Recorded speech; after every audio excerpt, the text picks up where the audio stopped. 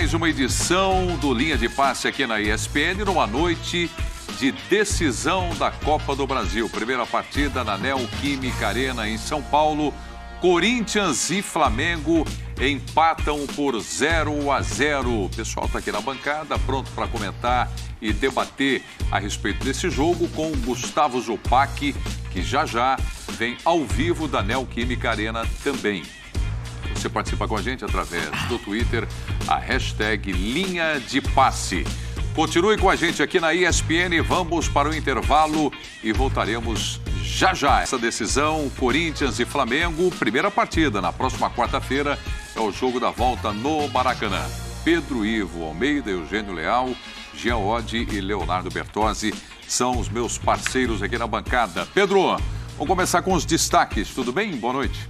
Tudo bem, Preto? Um abraço a você, Eugênio, Jean, Bertozzi, ao fã de esporte. Um jogo abaixo do que poderia ser.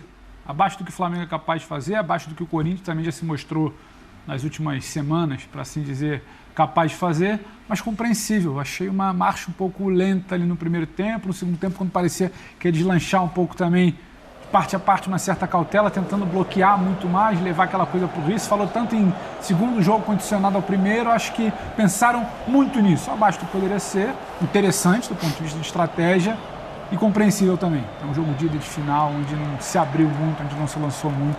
A coisa fica para o Maracanã, mas ao contrário do que se falou durante muito tempo, porque o Corinthians precisa vencer. Tudo que o Flamengo chegou a fazer em alguns momentos do segundo tempo não chega a ser ruim. O Corinthians tem condição de travar o Flamengo no Maracanã, a saber que vai ter perna no segundo tempo, durante o jogo, para criar. Hoje acho que em algum momento faltou um pouco mais de fôlego ali para o Corinthians. Pois é, no caso de empate no Maracanã, a decisão vai para os pênaltis da Copa do Brasil 2022. Você já tem aí os melhores momentos dessa partida. Tudo bem, Eugênio? Tudo bem, Preto. Boa noite, Olha. Companheiros, fãs de esportes. Eu fico pensando, tanto que nós falamos, debatemos e discutimos antes do jogo sobre os jogadores que poderiam resolver essa partida, esse duelo. Nenhum deles se destacou, tanto do lado do Corinthians quanto do lado do Flamengo. Eu fico me perguntando, será que eles não chegaram nos seus melhores momentos, cada um?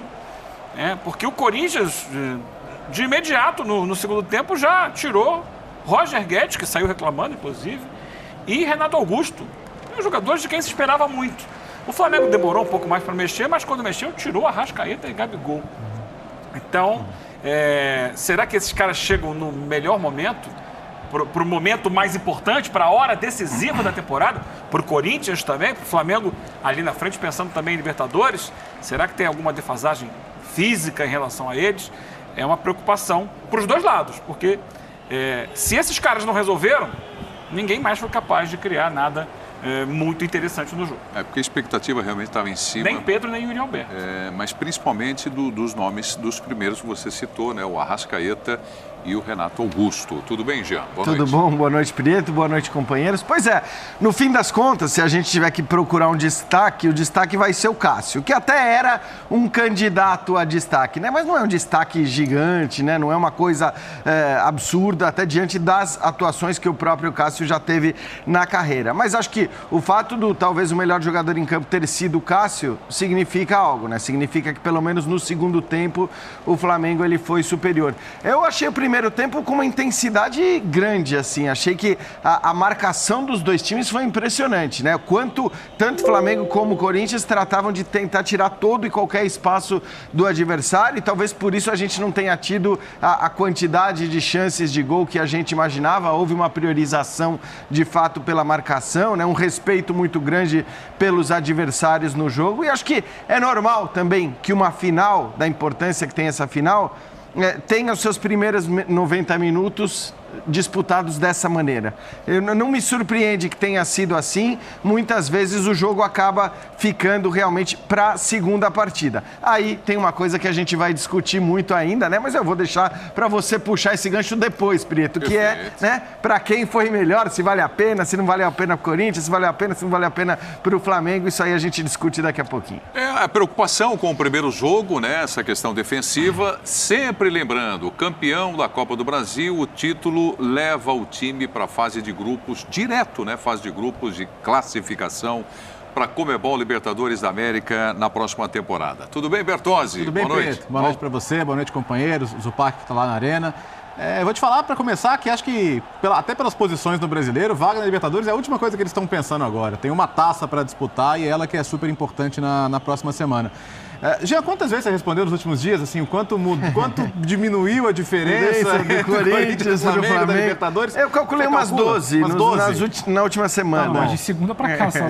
Isso, essa semana só. Eu acho que essa semana acho que hoje a gente teve uma resposta boa do Corinthians em relação a isso. O Corinthians está mais capaz de competir em alto nível contra um adversário contra o Flamengo. Dito isso, vira uma final em jogo único na casa do Flamengo. Então, acho que o Flamengo sai com favoritismo reforçado. Favoritismo não é vitória de véspera, favoritismo é apenas favoritismo, ainda mais em finais como essas. Mas acho que deu para ver a diferença grande do momento das duas equipes em relação ao que foi na Libertadores, quando o Flamengo saiu de campo classificado. Acho que sai com favoritismo reforçado, mas, como disse o Pedro Ivo, tem jogo. Acho que o Corinthians não vai para cumprir tabela semana que vem. O Corinthians vai para disputar um título e lutar muito por ele. Tem algo que me pega muito quando o Jean fala do Cássio. A gente poderia pensar, nossa, então os tais jogadores que poderiam fazer diferença, os tais decisivos do Flamengo, devem ter colocado bola naquela direção ali, à torta e à direita. Não foi o que aconteceu. O Cássio foi muito mais por situações menores. Especialmente aquela bola do Gabigol, né? Exatamente, em menor volume do que a gente pensou que o Flamengo pode fazer. E quando eu vejo esse Flamengo criando em menor volume, e não necessariamente o Cássio aparecendo, porque foi aquele avassalador Flamengo, eu acho que o jogo também está aberto por isso. Eu estou na dúvida do Eugênio. Será que não é o ápice técnico, de parte a parte? E se não é o ápice técnico, o Flamengo perde muito. Porque quando a gente pensa num Maracanã decisivo, é um Maracanã decisivo, um Flamengo que se impõe. É a qualidade com o ambiente. A qualidade, o momento, acho que fica um ponto de interrogação para o jogo da volta. Não dá para afirmar que não é mais o ápice técnico. Às vezes é simplesmente uma tensão de jogo inicial.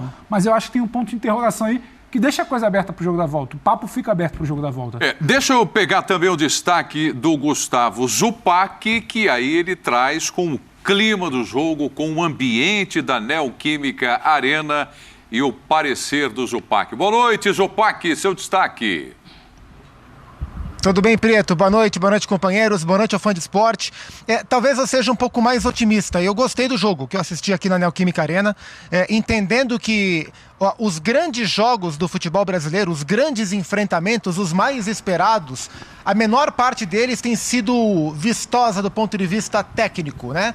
Esses grandes jogos têm sido muito mais disputados do que jogados, então eu sinceramente não esperava um jogo franco, com 30 finalizações, aquela coisa toda e 5 gols no jogo. Esperava de fato um jogo bem estratégico e bem jogado. Eu acho que o jogo foi bem jogado aqui, com muita marcação, é verdade. Acho que foi um jogo equilibrado e o